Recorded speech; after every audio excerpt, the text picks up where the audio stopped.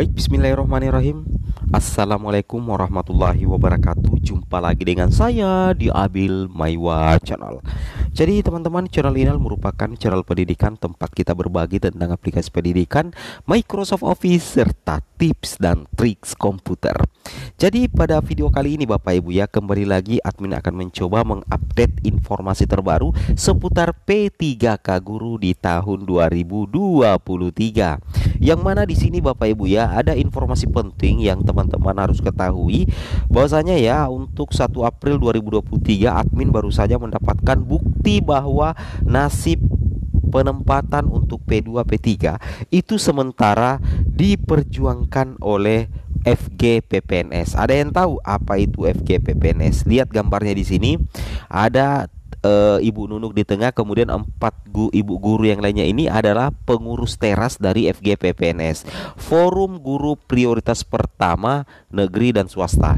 Ya, jadi sekali lagi ya, seringkali admin sudah katakan bahwa tujuan dibentuknya FG PPNS itu adalah untuk membantu sebagai perpanjangan tangan aspirasi dari guru honorer ke Kemendikbudristek agar P1, P2, P3, P4 itu bisa terselesaikan di tahun 2023 ini. Seperti itu Bapak Ibu ya. Tapi sebelum kita lanjut, bagi rekan-rekan guru yang baru pertama kali mampir channel ini, jangan lupa tekan tombol subscribe dan aktifkan lonceng notifikasinya agar setiap hari Bapak Ibu bisa mendapatkan update informasi terbaru seputar P3K Guru.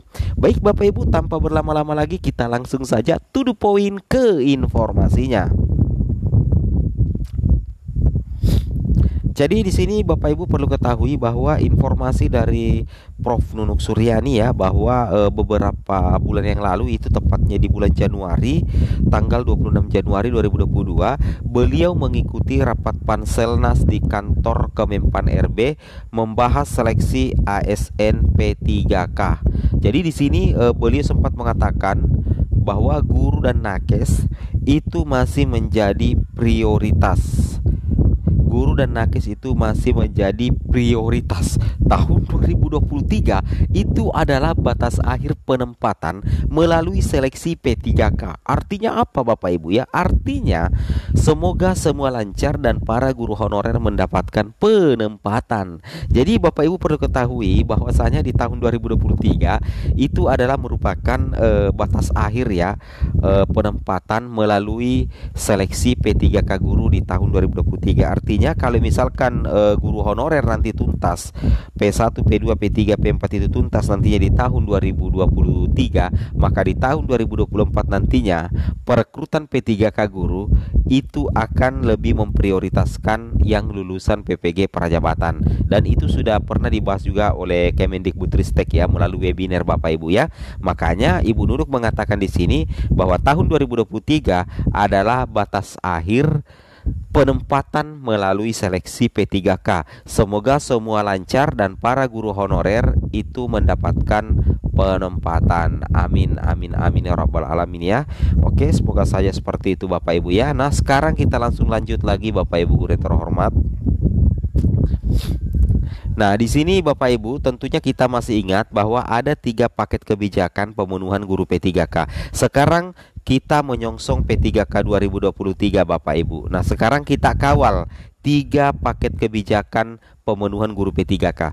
Kenapa admin mengatakan bahwa rekan-rekan guru honorer harus kawal 3 paket kebijakan pemenuhan guru P3K? Karena inilah 3 kunci agar P1, P2, P3, P4 itu bisa tuntas seluruhnya menjadi ASN P3K di tahun 2023. Kenapa Bapak Ibu? Karena 3 paket kebijakan ini itu sudah mendapat restu dari Panselnas Bapak.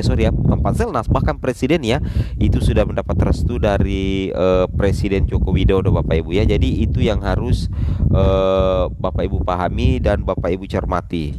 Nah, Bapak Ibu perlu pahami bahwasanya 3 paket kebijakan ini sangat menentukan langkah Bapak Ibu untuk lolos menjadi ASN P3K. Yang pertama itu adalah pemerintah pusat akan melengkapi jumlah formasi P3K jika hingga Maret 2023 formasi yang diajukan pemerintah daerah itu tidak mencapai 100%. Artinya apa Bapak Ibu?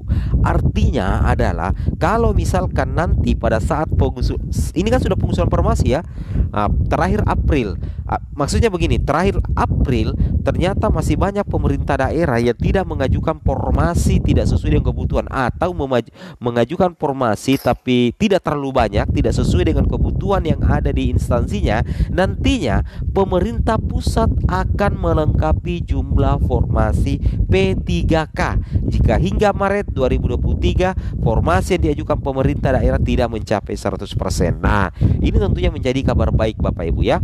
Kemudian masalah gaji dan tunjangan itu dibahas di poin kedua dan poin ketiga. Oke, lanjut Bapak Ibu. Nah, di sini saya mendapatkan bukti bahwa FG PPNS itu sangat memperjuangkan P1, P2, P3 dan pelamar umum. Buktinya itu adalah bahwasanya di tanggal 21 Maret 2023 Bapak Ibu, ini langsung ditandatangani oleh Ketua FG PPNS. Diperhatikan yang admin lingkari, ini di Jakarta tanggal 21 Maret 2023 ada sebuah permohonan yang ditandatangani langsung oleh Ketua FG PPNS. Bayangkan Ketua FG PPNS menandatangani, yang mana di sini ini adalah merupakan surat permohonan Forum FG PPNS Nusantara atau Forum Guru Prioritas Pertama Negeri dan Swasta. Nah, di sini kita lihat, kita hitung 1 2 3 4 5 6 7. Ada sekitar 10 Bapak Ibu ya. Ada 10 permohonan dari Forum FG PPNS Nusantara negeri dan swasta. Yang pertama adalah Bapak Ibu menuntaskan P1 yang mendapatkan pembatalan penempatan. Jadi P1 yang mendapatkan pembatalan penempatan itu adalah yang 3043. Ini aman ya. Sisa mendapatkan penempatan nanti di P3K 2023. Intinya kalau menurut admin pribadi, P1 itu jauh lebih aman daripada P2 dan P3 Bapak Ibu. Mending kita tuduh poin saja. Untuk poin 1, 2, 3, 4 admin tidak terlalu bahas karena ini P1 Bapak Ibu ya. Ini P1 menyelesaikan permasalahan P1 yang belum mendapatkan penempatan untuk diangkat, memudahkan linearisasi ijazah dan mata pelajaran yang diampu, dan semua P1 segera dituntaskan. Ini yang krusial adalah untuk P2 dan P3 yang sudah observasi dan bernotif TP untuk tidak dites lagi, tidak dites kembali, tapi diupayakan penempatan sesuai kebutuhan guru di sekolahnya. Wow, luar biasa ya. Ini salah satu bukti perjuangan FG PPNS di pusat Bapak Ibu ya. Mereka sampai di pusat untuk memperjuangkan Bapak Ibu yang P2 dan P3 yang sudah observasi dan notifnya TP. Bagaimana bentuk perjuangannya? Apa yang akan didapatkan agar nantinya Bapak Ibu P2 dan P3 itu tidak dites kembali, tapi diupayakan penempatan sesuai kebutuhan guru di sekolahnya. Nah, seperti itu ya. Kemudian FG PPNS ini sangat luar biasa ya. Mereka Forum Guru Honorer sangat memperhatikan guru-guru honorer yang sudah tua atau sudah senior. Buktinya di sini mengatakan mengutamakan usia 35 tahun ke atas dan TMT minimal 5 tahun.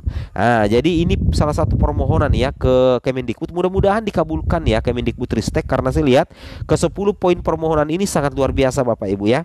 Nah, kemudian untuk P2 P3 yang belum diobservasi untuk dimasukkan ke dalam seleksi 2023. Kalau misalkan P2 dan P3 yang belum observasi, mudah-mudahan bisa dimasukkan ke dalam seleksi P3K 2023. Kenapa Bapak Ibu? Nantinya Bapak Ibu akan diobservasi ulang. Memohon regulasi Permenpan RB 2023 untuk mengutamakan penyelesaian pengangkatan P1, P2, P3 yang sudah terdata dan terkunci di data Kemendikbudristek ya. Jadi kalau misalkan ada Permenpan RB yang baru, mudah-mudahan Permenpan RB itu betul-betul mengutamakan penyelesaian P1, P2, P3. Ataupun kalau misalnya kita tetap menggunakan Permenpan RB nomor 20 tahun 2022, itu tidak jadi masalah Bapak Ibu ya.